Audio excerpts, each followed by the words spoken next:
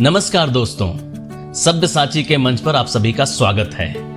मैं डॉक्टर प्रवीण कुमार अंशुमान आपके लिए लेकर आया हूं जाने माने साहित्यकार, शिक्षाविद, आलोचक और कवि डॉक्टर कुमार विमलेंदु सिंह की वे फिल्म समीक्षाएं जिन्हें पाठकों ने भरपूर प्यार दिया।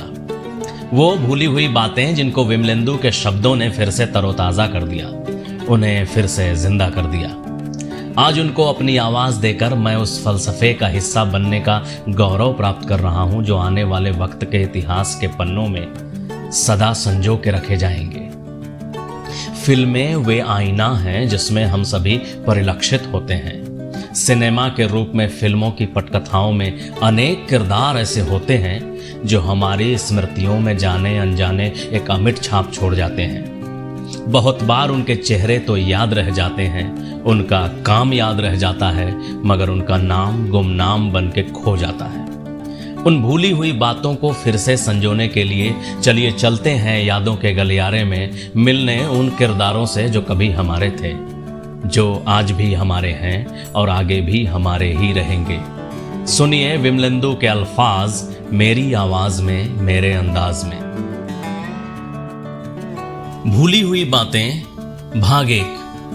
दूरदर्शन पर धारावाहिक महाभारत का पुनः प्रसारण होने से बहुत कुछ पुराना स्मृतियों के रूप में वापस आया। बहुत से अभिनेता जो विभिन्न चरित्रों के रूप में दिखे थे, इस धारावाहिक में सबकी खूब चर्चा हुई। सबसे ज्यादा चर्चा हुई इस धारावाहिक के स्क्रिप्ट को लिखने वाले महान साहित्यकार डॉक्टर राही मासूम रजा साहब की, जो सच में भारत भूमि के सपूतों में गिने जाते हैं और जिन पर हम सबको हमेशा गर्व होना चाहिए। लेकिन मनगढ़ंत गंगा जमुनी तहजीब के प्रचार के काल्पनिक उत्तरदायित्व जनित हड़बड़ाहट में हम उस महान लेखक को बिल्कुल भूल गए जो उतना ही अधिकार रखता है प्रशंसा पर जितना हम सबके चहेते रजा साहब। उस शानदार लेखक का नाम पंडित नरेंद्र शर्मा है। पंडित जी ने भी रजा साहब के साथ मिलकर महाभारत का पूरा स्क्रिप्ट लिखने में अपना पूरा कौशल और श्रम लगाया। लता मंगेशकर की आवाज में वह गीत सत्यम शिवम सुंदरम कौन भूल सकता है। इस गीत के सारे शब्द पंडित जी के ही थे।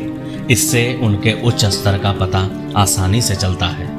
जिन अनकहे कारणों से कुछ अति उत्साही सद्भावना के अधिवक्ता पंडित जी का नाम लेना भूल गए और कई और जगहों पर कई और नाम भूल जाते हैं, वही कारण इनकी भावनाओं और कृत्यों को नाटकी और भ्रामक बनाता है।